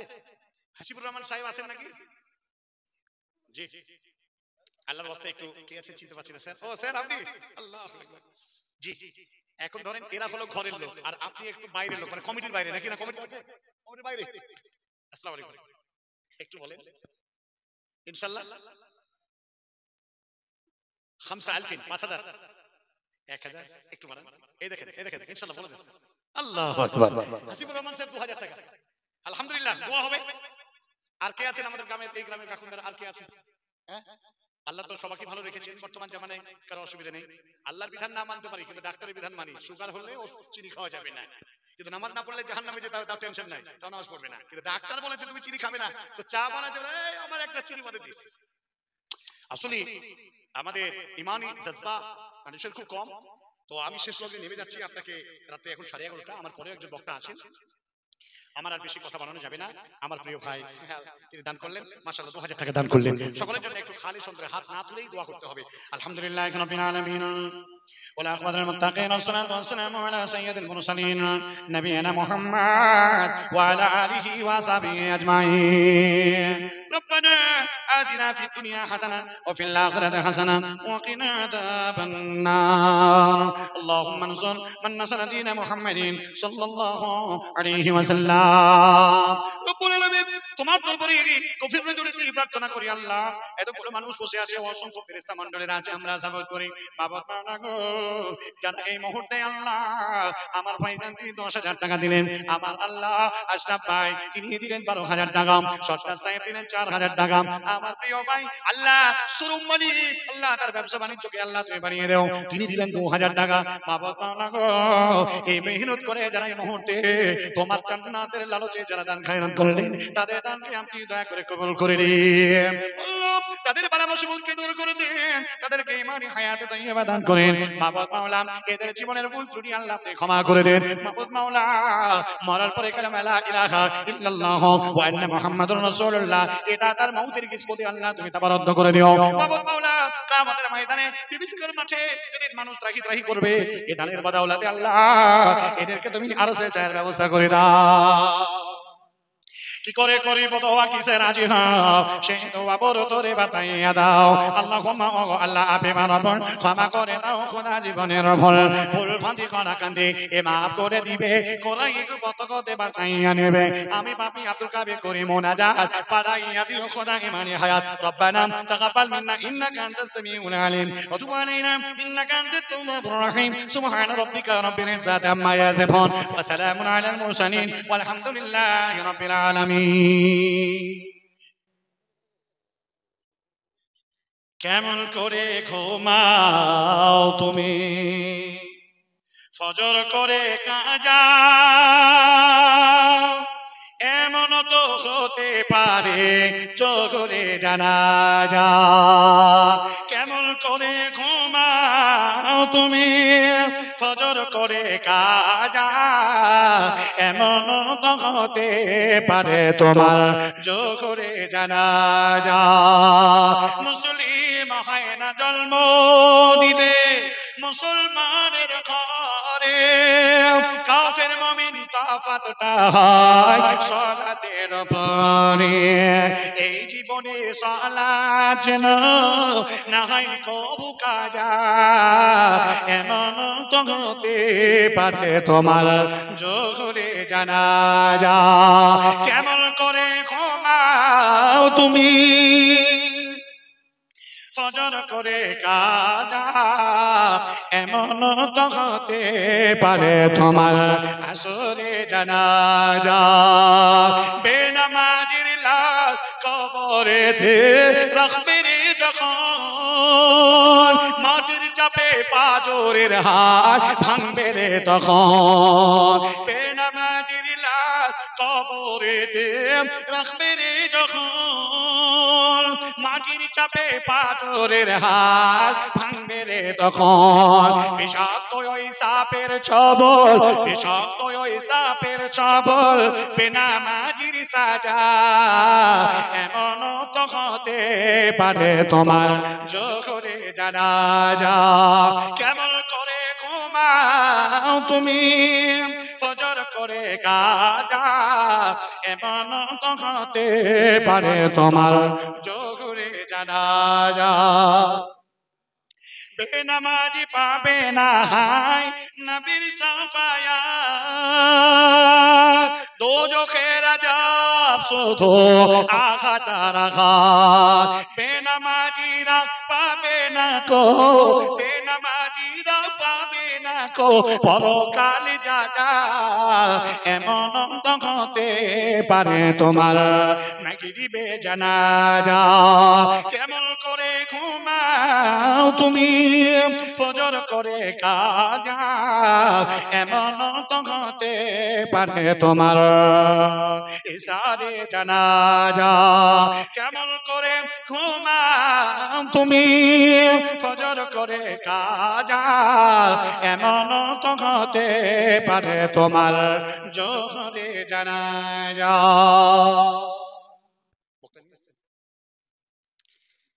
হেলাল সাহেব আপনি চলে আসেন মা জননী আপনারা আপনারা হৃদয় থেকে এই মসজিদকে আপনারা সহযোগিতা করুন আপনাদের বিষয়ে অনেক আলোচনা অনেক সময় অনেক দিন অনেক করেছি, অনেক ইউটিউবের পর্দায় আমি আপনার মা বোনদের এত বড় নিয়ামত সে বিষয়ে আলোচনা রয়েছে। তো আপনারা এই গভীর রাত্রে, আমি আর কথা বাড়াচ্ছি না, আপনার হৃদয় থেকে এই মসজিদকে আপনার সহযোগিতা করুন। কোন জননী মা আছেন, বিশ্ব নবীর একটি হাদিস আপনারা বারবার শুনেছেন। মহানবী তিনি বলেছেন, ঈদুল ফিতর কিংবা ঈদুল আজহার নামাজ পড়ে মেয়েদের জামাতে ফাড়ি দিয়ে, মেয়েদের জামাতে পুরুষদের জামাত ফাড়ি দিয়ে মেয়েদের জামাতে পৌঁছালেন। বিশ্বনবী মেয়েদের জামাতে যাওয়ার পরে বললেন মেয়েদেরকে, ইয়া মাশারান নিসা, হে মায়ের দলেরা, আনতা সাদদাকনা, তোমরা সাদকা করো। কেননা অধিকাংশ মেয়েদেরকে দেখলাম জাহান্নামের আগুনে দাও দাও দাও দাও করে পুড়তে আছে। বিশ্বনবী বললেন, তোমরা যদি দান ও খেরাত করো তাহলে এই জাহান্নামের আগুন থেকে, পোড়া থেকে তোমরা বেঁচে যাবে। এই কথাটা বলা মাত্র সেই পিরিয়ডের সাহাবিয়ান মহিলারা নবীজির কথা মোতাবেক তাদের কাছে যা ছিল তাতে অর্থ দিল। আর কেউ হাতেরটা খুলে দিল, কেউ কানেরটা খুলে দিল, কেউ নাকেরটা খুলে দিল, কেউ গলারটা খুলে দিল, কেউ মাজার সীতাহার যেটা থাকে, মাজার যেটা হাত থাকে এটাকেও খুলে দিল। আহারে, নবীজির দরবারে সেটা এমন ভাবে বৃষ্টির মতো দান করতে শুরু হলো। নবীজি বললেন, হে বেলাল, তুমি কোথায় আছো? তাড়াতাড়ি করে বেলাল আসো। বেলাল, তুমি চাদর নিয়ে এসো। বেলাল চাদরখানা নিয়ে এলেন আর নবীজির দরবারে বিছিয়ে দেওয়া হলো। আর এই চাদরে তারা এমন ভাবে বৃষ্টির মতো দান করতে শুরু করলেন, চাদরখানা পরিপূর্ণ হয়ে গেল। আল্লাহর নবী বললেন, ও মেয়েরা, এই দান থেকে তোমাদের দুটো লাভ হবে। একটা হলো, তোমার স্বামীরা যখন, তোমার স্বামী আর তোমার স্ত্রী তোমরা দুজনে সংসার করো, স্বামীরা এত ইবাদত করেন, মাসে মাসে তোমাদের হায়েজ হয়, ঋতু হয়, ওই মুহূর্তে তোমাদের ইবাদতটা বন্ধ হয়ে যায়, তোমার স্বামীরা ইবাদত করে এগিয়ে যায়। অতএব তোমরা সে ঘাটতিটা পূরণের জন্য এই সাদাকাটা তোমাদের কাজে লেগে যাবে।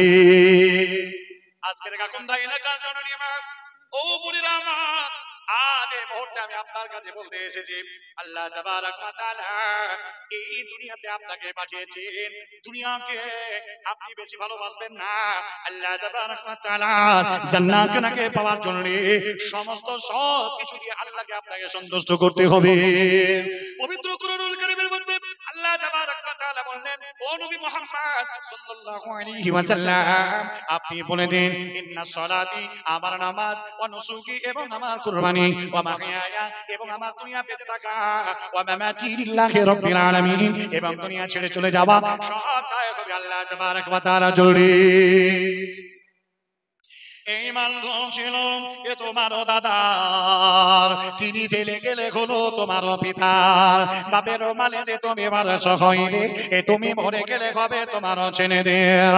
এই মতো গাতে গাতম আসিছি দুনিয়া, এ কারো গাতে নাকি তাকে কায়ামা হইয়া, তাই বলে বৃথাকাল এ করিও না হয়, আপনার কাম করো থাকিতে সময়, সময় চলিয়া যায়, সময় দেখো স্রোতের মতো যাই যে চলিয়া, একবার চলে গেলে না আসে ফিরিয়া, এমন জীবন তুমি এ করো গঠন, এ মরিলে হাসিবে তুমি কান্দিবে ভুবন, চলবে বহু তুই আছেন শুনো বন্ধগণ, সর্বক্ষণ চিন্তা কোন সমাধি আপন, লক্ষ লক্ষ দেহ কিস্তে এ সমাধি সাগরে, এ ফেনারি তরঙ্গে পড়ে ডুবি আছে ঘুরে, যে সোনা বদনে থোলা লাগিতে না দিতে, এমন শুকিয়ে আছো আজ হে মাটিতে, যে নাকে শুকেলে তুমি আতর গলা বহ, সেই নাকে বের হবে পচো আর লহ, যেই মুখে পাঞ্চন খেয়েছিলে সর্বক্ষণ, সেই মুখের এত পরিপাটে পচিয়া সরিয়া গেছে কয়েক দিনের পিছে, সেই মুখে ভরা গেছে মাটি। নারে তাকবীর, আলহামদুলিল্লাহ। আমার শেষ লগ্নে একজন ভাই রাজু শেখ ট্রাক্টরওয়ালা, আমি ভাইকে আমি ডাকছি, ভাই অন্তত পক্ষে এক টলি বালি নেওয়ার জন্য এই নামটা আপনার মনে করে নিয়ে ডাকছি আপনাকে। আসেন না ভাই, ওই আপনি রাজু ভাই এখানে আছেন নাকি? রাজু ভাই, রাজু ভাই আছে? হ্যাঁ রাজু ভাই, যদি থেকে থাকেন তাহলে একটু ওয়াদা করেন, এক ট্রাক্টর জি আপনি এই আল্লাহর ঘরকে বালি দিয়ে আপনার বাড়িতে প্লাস্টার হবে, এমন চিন্তা যদি থেকে থাকে তাহলে একটু এসে সারা দিন আমি আপনাকে ডাকলাম। বারবার ডাকবেন না, লজ্জিত হবেন, সামর্থ্য আপনার, আপনি করবেন দান, নেকি পাবেন আপনি, মধ্যে থেকে আমরা সহযোগী হিসাবে আপনার জন্য দোয়া করব, তাতেই যতটুকু অংশীদার হিসাবে সাদাকে জারি হিসাবে হয়। ভাইজান বললে বলুন, এক টলি ওরে সুবহানাল্লাহ, কেমন কথা বলছেন আপনি, জানতেন না কি? ওরে সুবহানাল্লাহ, এত বড় মিস্টেক করলাম কি করে? রাজু শেখ টেক্টার বালি, এক টেক্টার বালি। এবার আপনি বাংলা লিখে এক লিখেছেন ইংরেজিতে, আমি ওখানে কমা দেওয়া আছে, তাদের হচ্ছে চাহিদা বলছে। হ্যাঁ মাশাআল্লাহ ভাই, দুঃখ নেবেন না, আপনি এক টেক্টার বালি দান করেছেন, এজন্য আলহামদুলিল্লাহ। আল্লাহর কাছে প্রিয় ভাইজান, প্রিয় এক টেক্টার বালি দান করেছেন, ভাইয়ের জন্য দিল থেকে দোয়া। আল্লাহ ভাইয়ের রিজিকে তুমি বারাকায় পরিপূর্ণ করে দাও, জোরে বলেন আমিন। আল্লাহুম্মা মানসুর মান নাসারা দীন মুহাম্মদ সাল্লাল্লাহু আলাইহি ওয়াসাল্লাম। আল্লাহ তাকে তুমি সাহায্য করো, কেন? তোমার নবী মুহাম্মদ সাল্লাল্লাহু আলাইহি ওয়াসাল্লামের দ্বীনকে সে সাহায্য করেছে। হে রব্বুল আলামিন, তার রিজি রোজগার, তার পরিবার পরিজনদেরকে আল্লাহ ঈমানি হায়াতে তয়্যিবা দান করো। আল্লাহ অহরহ বাসে ট্রেনে অ্যাক্সিডেন্টে পরিপূর্ণ হচ্ছে, মানুষ ধ্বংস হয়ে যাচ্ছে, এই ধ্বংসপ্ত জায়গা থেকে তাকে আল্লাহ তুমি বাঁচিয়ে রাখো। হে রব্বুল আলামিন, তাকে তুমি মাউতের পূর্বে কালিমা লা ইলাহা ইল্লাল্লাহ ওয়া আন্না মুহাম্মাদুর রাসূলুল্লাহ পড়তে পড়তে যেন দুনিয়া ছাড়তে পারে, আল্লাহ সে তৌফিক দান করো। তার বাবা, তার মা, তার আত্মীয় স্বজন সকলকে আল্লাহ তুমি হেফাজত করো। আল্লাহুম্মা মানসুর মান নাসারা দীন মুহাম্মদ সাল্লাল্লাহু আলাইহি ওয়াসাল্লাম। প্রিয় ভাই সকল, আপনারা যারা দাওয়াত ইচ্ছা আছেন দেন। আমার শেষ ভাই, আমার হেলালুদ্দিন ভাই, তিনি আপনাদের সামনে বক্তব্য রাখবেন। আমি আর বিশেষ কথা না বাড়িয়ে আমি এখান থেকে আমি আমার বক্তব্য এতে আনছি, বলার মাধ্যমে ভুল ত্রুটি হলে ক্ষমা করবেন। আর আপনাদের কাছে শেষ একটি ঘোষণা আমাকে দিতে হবে, যেটা আপনারা দিন শুনুন। সেটা হলো, আমি আমার হজ এবং ট্রাভেলের যে আমি একটা নিজেই আমার নিজস্ব ট্রাভেল, মুর্শিদাবাদের মধ্যে আহলে হাদিসে স্বতন্ত্র একটা ট্রাভেল ছিল না, হজ উমরা করা, সেটা আমি নিজে করেছি। আলহামদুলিল্লাহ, আমি নিজে টিকিট বানাই, নিজে ভিসা দিই, এবং আমি নিজে সঙ্গে করে হজ এবং উমরা করাই। পশ্চিম বাংলা জমিয়ত আহলে হাদিসের আমির জামাত আব্দুল্লাহ সালাফি হাফিজাহুল্লাহ ওয়া তাআলা ওয়া রাকাতুহ, তিনি সবে 40 জন ব্যক্তি আমার সঙ্গে মাহে রমজানের প্রথম রোজা থেকে 15 রোজা পর্যন্ত বাইতুল্লাহ কাবায় তারা অবস্থান করবে। আলহামদুলিল্লাহ, অত্র এলাকার কোন ব্যক্তি যদি মাহে রমজান বা তার পরে বা তার আগে জানুয়ারি মাসের আলহামদুলিল্লাহ 15 তারিখ আমার গ্রুপ যাচ্ছে, বর্তমান আজকে আমার মদিনাতে গ্রুপ অবস্থান করছে, আগামী কাল 14 তারিখ আমার গ্রুপ মদিনা থেকে ইন্ডিয়ার উদ্দেশ্যে রওনা দিবে। আমার ট্রাভেলের নাম ছিল আগে আল মুসাফির ট্যুর এন্ড ট্রাভেল, এখন নামটাকে চেঞ্জ করে রেখেছি Saba international private international tour and travel. আমার যে কোম্পানি যেটা লাইসেন্স করেছি, এই কোম্পানির নাম হলো বাংলার স্বাবলম্বন ইন্টারন্যাশনাল প্রাইভেট লিমিটেড। এই বাংলার স্বাবলম্বন ইন্টারন্যাশনাল প্রাইভেট লিমিটেডের এক অংশ হলো সাবা ইন্টারন্যাশনাল ট্যুর এন্ড ট্রাভেল। আপনারা যারা উমরা করতে যেতে ইচ্ছুক, আমার নাম্বারটা নোট করুন এবং আমার সঙ্গে আপনারা যোগাযোগ রাখুন। মানহাজি সালাফের একজন আলিম হিসেবে অন্তত পক্ষে আপনাকে সহি আকীদায় এবং সহি সুন্নাহ মোতাবেক আপনাকে উমরা আমি করাবো। 97 33 67 57 65 97 33 67 57 65 Saba international tour and travel, Bangla Swabalamban international private limited. আপনারা যারা উমরা করতে চান, হজ করতে চান, আমি আব্দুল কবির ইসলাহি, আমার সঙ্গে আপনারা যোগাযোগ রাখুন 97 33 67 57 65। আমি আজকের মতো এই সভা থেকেই বিদায় নিচ্ছি। আগামী 24শে জানুয়ারি ইনশাআল্লাহ আমাদের এমএলএ সাহেবের এই হাফিজিয়া মাদ্রাসায় আমি আসবো, সেখানে আপনারা যাবেন, সেখানে জলসায় অংশগ্রহণ করবেন। 2, আমার মাদ্রাসা, আমি একটি মাদ্রাসা তৈরি করেছি, যে মাদ্রাসায় 65 থেকে 70 খানা কোরআনের পাখিকে আমি নিজে মানুষ করি। আলহামদুলিল্লাহ, আমি যখন মাদ্রাসা প্রথম তৈরি করলাম, আমার ক্লাসমেট একসাথে পড়াশোনা করতাম, এই এলাকায় ভাগড়ি থাকে একজন শেখ, যার নাম হলো সাজিদুল ইসলাম। তিনি আমার মাদ্রাসা গেলেন, বললেন যে নিয়ামত এমএলএ সাহেবের বাড়িটা নিয়ে আমরা চিন্তা ভাবনা করছি, আপনার মতো করে একটি মাদ্রাসা বানাবো। আলহামদুলিল্লাহ, তিনারা আমার থেকেও ভালো পরিষেবা দিয়ে মাদ্রাসা বানানোর চেষ্টা করেছেন। আমি গরিব মানুষ, মালদার মানুষ, ওনাদের কথা, ওনাদের এলাকাতে আপনাদের 30-40 লাখ করে কালেকশন হয়, আমার মাদ্রাসায় জালসা করলে 30,000 টাকা উঠে না। যাই হোক, 21শে জানুয়ারি আমি আব্দুল কবির ইসলাহি, আমার একটি মাদ্রাসা, আমার ট্রাস্ট উম্মুল কোরা এডুকেশনাল এন্ড ওয়েলফেয়ার ট্রাস্ট, আমার মাদ্রাসা ইনস্টিটিউট অফ তাহফিজুল কোরআনুল কারীম, এই প্রতিষ্ঠান যেখানে 70টা ছেলে কোরআনের হাফিজ, 20 খানা এতিম এবং দুস্থকে মানুষ করি। আমি কারো দরজাতে ভিক্ষা শিক্ষা করতে যাই না, যাকাতের পয়সা যারা দেয় ছেলেদের কাছে সামান্য কিছু মাসিক তাদের পয়সা নেওয়া হয়, 20 খানা এতিম দুস্থকে আমরা ফ্রি অফ কস্টে তাদের পড়ানোর একটা সিট রেখেছি। এই এলাকা থেকে আমি চাইবো যে আপনাদের এখানে যারা পড়াবেন, অন্যথায় যদি বাইরে ছেলে রাখতে চান তাহলে আমার মাদ্রাসা আপনারা অ্যাডমিশন করবেন। অ্যাডমিশন খরচা ধনী লোকেদের জন্য 10,000 টাকা অ্যাডমিশন চার্জ, মান্থলি মাত্র 3500 টাকা। গরিব লোকদের জন্য ছাড় আছে, এতিমদের জন্য টোটাল ফ্রি। আসুন আমরা আখিরাতের এক বাণিজ্য করার মানসিকতায় এই মাদ্রাসাগুলোকে সহযোগিতা করি, মসজিদগুলোকে সাহায্য করি, সন্তানগুলোকে কোরআনে হাফিজ আলিম বানিয়ে এই জাতির উন্নত শিখরে পৌঁছে দেওয়ার এক প্রচেষ্টার জন্য আমরা এগিয়ে যাই। আল্লাহ তুমি সেই তৌফিক দান করো, সকলে বলেন আমিন। সালাম সালাম সালাম, সবার কাছে বিদায় নিলাম, যেতে মন চাই না তবু বাজি বিদায় বাসি,